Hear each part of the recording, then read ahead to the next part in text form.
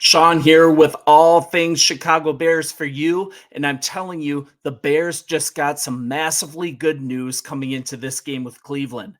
The emphasis, it's been on our own defense, but we're now visiting the 8-5 Browns and their number one ranked defense. And this is going to be a slugfest. They're coming off a big victory of their own against the Jacksonville Jaguars. And now they're in trouble. Rookie tackle DeJuan Jones has been placed on season-ending IR with a knee injury, and the repercussions for the Browns, the repercussions are huge. The rookie stepped in incredibly well for veteran Jack Conklin when he was hurt at the start of the season, and he filled in well right off the bat. How well? This is a player, get this, he only allowed 21 pressures all year in 419 pass blocking snaps. With the loss of Deshaun Watson, he was going to be a huge part of then continuing to be able to move the ball and helping an immobile Joe Flacco stay upright. That's right. Joe Flacco, he's been named the starter for the rest of the season. Man, this is such a weird year. I can't say the thought of him at quarterback sends fear down my spine if I'm the Chicago Bears. But anyways, now they've got the third right tackle, James Hudson, who's not played well at all. And if they get a bit healthier, they may shift some pieces to solidify this. To put it mildly, their offensive line, it's a bit of a mess right now. To say the least. This is already a winnable game for us, and this moves the needle even more in our favor.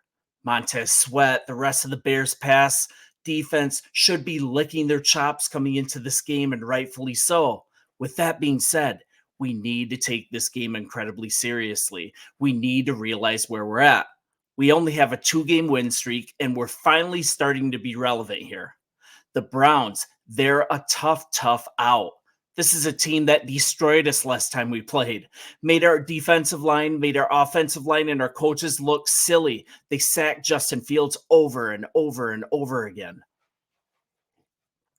Just thinking about it makes me have to take a drink of water. Personally, I'm trying to block it out. On top of that, I had a bad fantasy football loss on top of that too, and I'm trying to forget about it. Where I'm trying to get here is this. We have to count on this pass rush being tough again.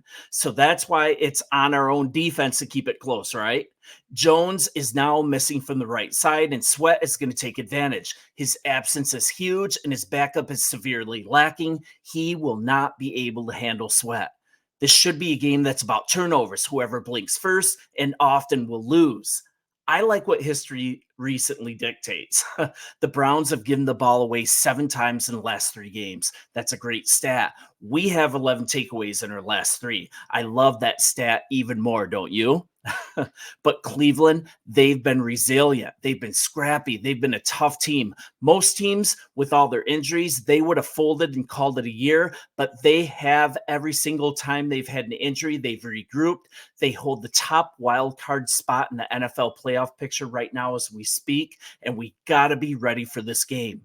So Bears fans, I say bring on the slugfest. This is Bears football. It's in December. It's going to be a nasty trench war, and this is just the edge that might help us turn it to our advantage.